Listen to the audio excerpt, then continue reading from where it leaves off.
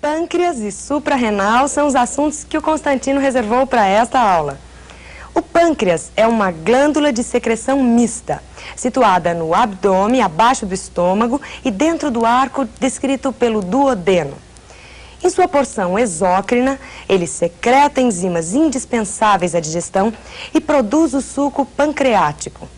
Já a parte endócrina compõe-se de pequenos grupos de células especiais, as ilhotas de Langerhans, que são responsáveis pela produção de insulina e glucagon. São hormônios que ajudam a controlar os níveis sanguíneos da glicose. É importante lembrar que o descontrole do nível sanguíneo é responsável pelo diabetes. Olá, pessoal. Aquele abraço. Juntos novamente para batermos um papinho sobre a mais linda das ciências, a biologia. A ciência que estuda a vida. É verdade. Pessoal, o tema do nosso encontro de hoje é o estudo do pâncreas e da glândula suprarrenal. Duas glândulas importantíssimas para o bom funcionamento do nosso organismo, tá? Nós vamos começar estudando o pâncreas. O pâncreas, uma glândula de grande importância, né? Você sabia que o pâncreas é uma glândula mista? É verdade. É uma glândula anfícrina. Ela tem dois tipos de secreção. Dois tipos. Uma secreção interna, endócrina, lança hormônios no sangue. E uma secreção externa, exócrina, que é representada pelo suco pancreático, que é eliminado no duodeno, né? Suco pancreático nós já estudamos, lembra? Né? Aquele suco que produz um monte de enzimas, né? Que apresenta um monte de enzimas, né? Lembra disso? Vamos recordar? O que é que o suco pancreático ataca? Lembra? Lipídios, glicídios, protídeos, o DNA e o RNA. Quem ataca tudo é o suco do pâncreas. A bilha, a gordura vai emocionar. Me dá, já vimos, professor, já vimos. Nós já vimos que o suco do pâncreas ataca lipídios, glicídios, protídeos, o DNA e o RNA. É o mais completo suco digestivo humano. Hoje nós vamos dar ênfase à parte endócrina do pâncreas, né? A parte hormonal. Acompanhe conosco aqui, veja. Aqui está. O pâncreas é uma glândula anfícrina mista. Tem dois tipos de secreção. Dois. É uma glândula mista, né? Tem uma secreção endócrina. Endócrina lança hormônios no sangue, né? É o caso, por exemplo, do hormônio insulina, tá? Que é lançado no sangue. E é o caso também do hormônio glucagon. Esses dois hormônios, a insulina e o glucagon, eles controlam a glicemia, né? A taxa de açúcar no sangue, não é isso? A insulina, ela é hipoglicêmica. Ela diminui a glicose no sangue. Ela empurra a glicose para as células, tá? Para a célula queimar a glicose e para o fígado, para guardar a glicose para mais tarde. Para transformar a glicose em glicogênio e deixar para mais tarde, né? E o segundo hormônio, que é o glucagon. Acompanhe, veja, o glucagon. O glucagon, ele aumenta a glicemia. Ele aumenta a taxa de glicose no sangue. Porque ele diminui a permeabilidade da membrana, fica mais difícil a glicose entrar na célula, e ele tira a glicose do fígado. Transforma o glicogênio em glicose, manda para o sangue, aumenta a taxa de glicose no sangue, né? Além disso, nós já sabemos que o pâncreas é exócrino, porque ele produz o suco pancreático, que é lançado no interior do duodeno. Não é verdade? Guardou isso? Vamos recordar? O que o pâncreas é? Endócrino ou exócrino? Anfícrino, misto. Produz hormônios. Quais são os dois hormônios? Quais são os dois? Insulina e glucagon. E exócrino porque produz o suco pancreático, que é lançado no duodeno. O que faz a insulina? Diminui a glicose no sangue. Mais insulina, menos glicose no sangue. Menos insulina, mais glicose no sangue. Menos insulina, mais glicose no sangue. O indivíduo que produz pouca insulina é diabético. Como ele tem um excesso de glicose no sangue, ele vai ter também um excesso de glicose na urina. Para poder controlar essa taxa, que essa taxa fique num nível normal, ele vai ter que injetar insulina diariamente, né? Assim, ó.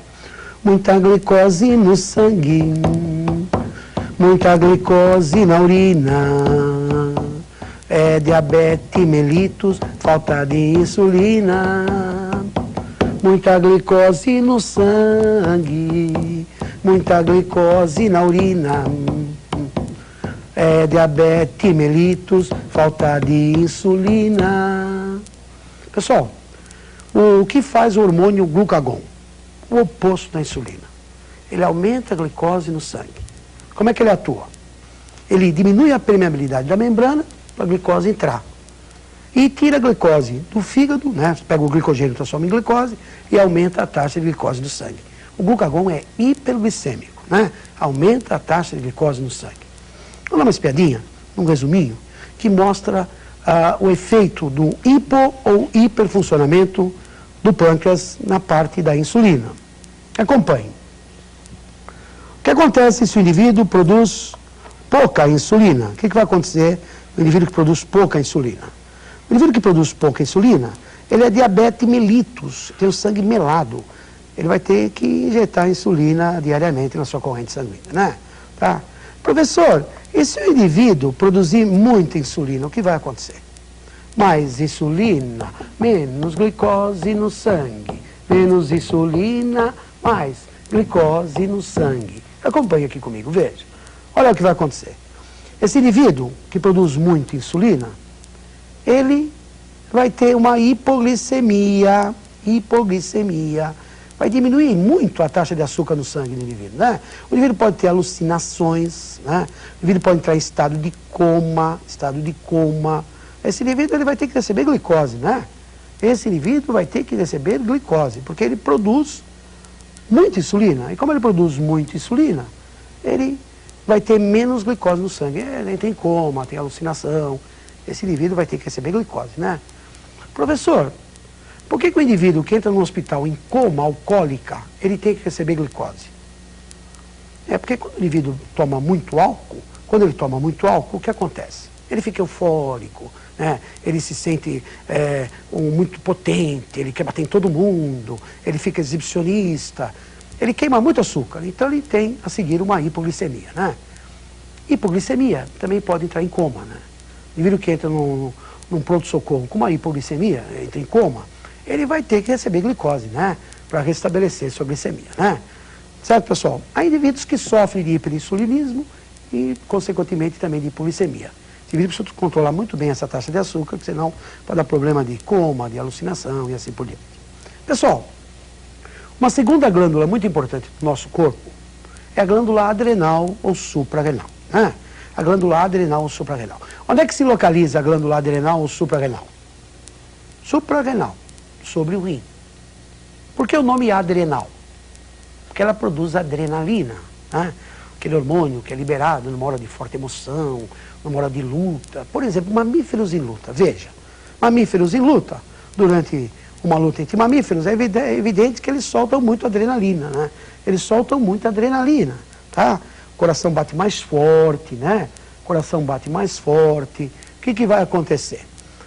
Um ataque cardíaco, a pressão sanguínea aumenta, né? Durante uma luta, a liberação de adrenalina realmente é muito alta, né? Como também numa hora de emoção, na verdade. A mocinha vê seu ex-namorado, né? Sabe, professor? É meu namorado que eu não via há 32 anos. Na verdade, o coração dispara, né? Adrenalina, na verdade, tá? O rapazinho tem uma emoção muito grande, vê o pai da sua namorada, ai, professor, só tem adrenalina. Claro, adrenalina, hormônio liberado pela glândula suprarrenal e também pelo sistema nervoso autônomo simpático, uma hora de emoção. Mas, pessoal, vamos bater um papinho sobre a glândula? Fica sobre o rim? Vamos? Tá? Detalhes técnicos da glândula suprarrenal. Acompanhe, vejamos. A suprarrenal. A suprarrenal é uma glândula que fica sobre o rim. Como nós temos 2 rins, nós vamos ter 2 suprarrenais. Claro, 2 suprarrenais, né? Cada suprarrenal, ela tem uma parte mais periférica, que é o córtex, tá? A casca da suprarrenal, que produz os hormônios corticoides, né? Hormônios produzidos na casca da suprarrenal, né? Ela tem também uma parte mais medular, mais interna, a medula da suprarrenal, que produz adrenalina. Adrenalina, um hormônio que é liberado numa hora de forte emoção, né? Adrenalina. Né? Pessoal, o que acontece se o indivíduo produzir pouca adrenalina? Hipotensão, pressão baixa. Né? Se o indivíduo produzir muita adrenalina, hipertensão, pressão alta. Né? É verdade que além da suprarrenal está envolvido o sistema nervoso autônomo simpático, né? Tá? As problemas de pressão alta, pressão baixa pode estar ligado a problema do sistema nervoso também, né? Excesso de adrenalina, hipertensão, falta e hipotensão, não é verdade? Professor, e os hormônios corticoides, quais são? É uma série bastante grande de hormônios, viu?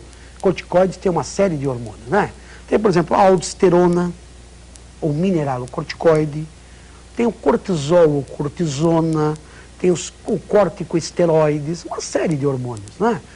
Esses hormônios, os corticoides, eles, no caso, por exemplo, da aldosterona, ele atua sobre o nosso néfron e aumenta a reabsorção de sódio, né?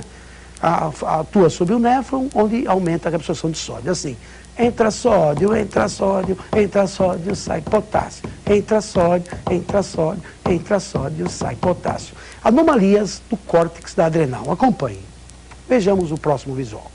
Aqui está. O que acontece se o indivíduo produzir pouca cortisona? Pouca cortisona, hipocorticoadrenalismo. E vai ter o mal de Addison. O indivíduo, quando tem mal de Addison, ele tem falta de cortisona, né? Ele tem falta de cortisona, então ele perde muito sal na urina. Então ele emagrece, tem queda de pressão, né? Tá? Ele fica fraco, os mamilos ficam muito coloridos, doença de Addison, o cara murcha, fica fraquinho, vira que urina demais, ele perde muito sódio na urina, é falta de cortisona, né? Vai ter que tomar cortisona, né?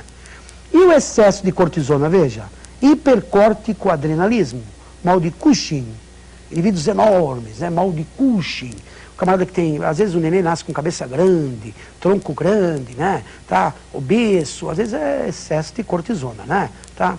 Como a suprarrenal também produz testosterona, que se ocorrer em excesso na mulher, dá virilismo, mulher com características sexuais masculinas, mulher viril, né? Tá? Na doença de Addison, faltou a cortisona. E no virilismo sobrou testosterona. Na doença de Addison, faltou a cortisona. E no virilismo sobrou testosterona. Tchau, pessoal.